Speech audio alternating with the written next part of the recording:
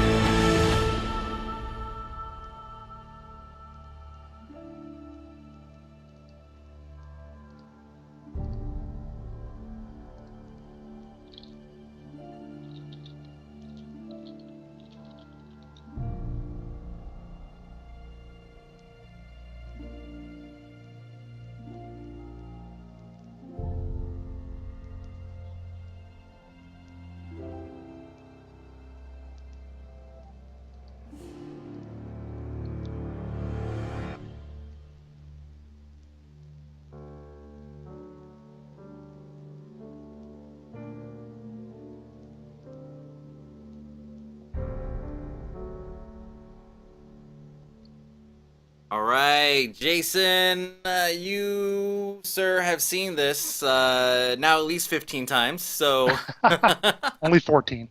only 4 I was off. So what did you think of the trailer? Not a whole lot of war, but a whole lot of Rome. I mean, lots of backstabbing and some front stabbing and some throat stabbing. So pretty much, pretty much your typical Roman experience, I suppose. It was like that every day, I'm sure. But not a whole lot of not full on battles. I guess that would have been too expensive for them to film because I mean, but how often do we see live action trailers for games? Yeah. I was just gonna say that this was actually pretty well shot. It looked Yeah, really great. It was the on location set looked mhm, really good.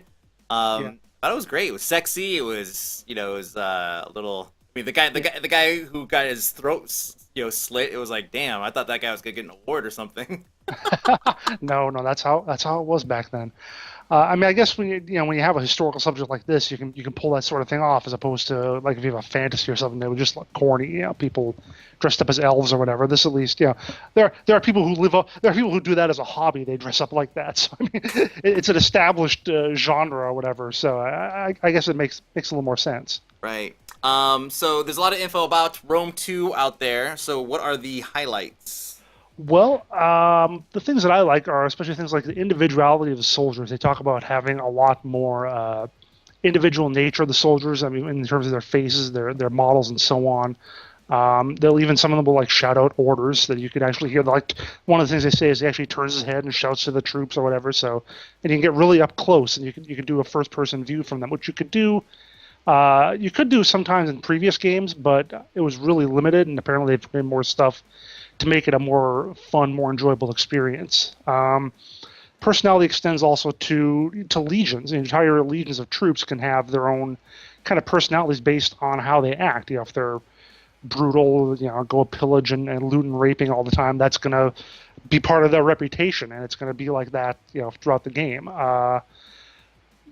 That also extends a little bit to the overall campaign. It's going to be more of almost like a role-playing aspect to it, where you're going to have to make moral choices, and you'll be viewed in a certain way or another, depending on how you conduct your battles, how you do diplomacy, that sort of thing. Let's talk about the city battles. I say are going to be a lot more intricate, a lot more interesting. It's going to be multiple capture points instead of just having, used to be just capture the flag in one spot or whatever, or kill all of them or whatever, and you can capture it. But apparently, there's going to be multiple points. You have to attack, defend on various fronts. They talk about just having a lot more people in general. They say battles could involve tens of thousands of soldiers, which previously you might get 2,000 or 3,000 guys on the screen at once in a battle. So if they're actually talking tens of, I don't know if that's an exaggeration, tens of thousands. Because if it's literal, that would be, like I said, it's like 5-6 times as much. It just would be crazy. Right. And of course, they, as always, as pretty much is the case with every Total War, whenever a new game is announced, we'll have better AI this time. Really, we promise. Well, if they're gonna be adding, let's just hope so. well, if they're gonna be adding Legion personalities, I'm just looking at this kind of like Inglorious Bastards. There's probably a decent example where here's a troop or squad who essentially kind of has their own rules that they've developed throughout the course of their term with the service. Well, they even talk about it in a historical perspective, like how sometimes it'd be like, you don't mess with the 8th Legion or whatever, something like that, So, or the 4th Legion is led by a coward. They always run at the first sign of battle or something like that. So yeah, again, that same kind of thing. Wow, that would suck. I don't think we're gonna be scalping Nazis though at any point. What do you think of just the setting in general? Are you happy to see that we're revisiting Rome, or were you hoping to see them kind of spend more time on checking out a new era? I really do like the sound of what they're doing and all the stuff. It sounds like it's going to be a really great game, but I was kind of hoping for something different. I don't know where else they could go and give it a proper feel. I mean, they pretty well cover like the ancient, medieval, and pseudo-modern eras with like Rome, medieval, and Empire, and then Shogun, which is sort of its own thing, its own non-European thing. I could maybe see some kind of really ancient, like maybe Egyptian setting game, or even more of a Greek, Alexander the Great kind of thing, but I really do think they are going to have to branch out for their next game. Otherwise, I don't know if we really want to see Empire 2 or Medieval 3 in like 2015 or so. I think they are going to have to go at least in some sort of different direction. Now you're a little bit more versed in the Total War franchise than I am. I'm just kind of curious. I know that most of them, or actually if not all of them, have some sort of historical base or pivot where there is some kind of true canon there, I guess you could say. Sure, I mean, they all are based in the real world, and at least the maps start off looking kind of like how it was at the time, whatever year they start off. Of course, you can go off and do your own thing and have, in my last campaign, having the Swedes take over Europe. But yeah, I mean, it is all based in reality. Do you think they'd ever take a jump and maybe go off on something maybe a little more future-based or more present, at least, more modern? That's been talked about. I think their opinion, though, is that sort of stuff is kind of better covered by other games. I mean, where would you? I mean, you have to go like World War I, World War II, especially has been covered by 8 billion different games. So, and I think a lot of the fun of the Total War games, I think people really like, at least in my case, it's more of a melee kind of game as opposed to, say, a StarCraft game, which is all about shooting, or other real-time strategies like, say, World War II. I think we like the more of the up-close kind of action that you tend to get from a historical game like Total War. All right, cool. All right, thank you very much, sir. And, of course, stay tuned to GameBreaker.tv for all of your video game news needs, and we'll see you later.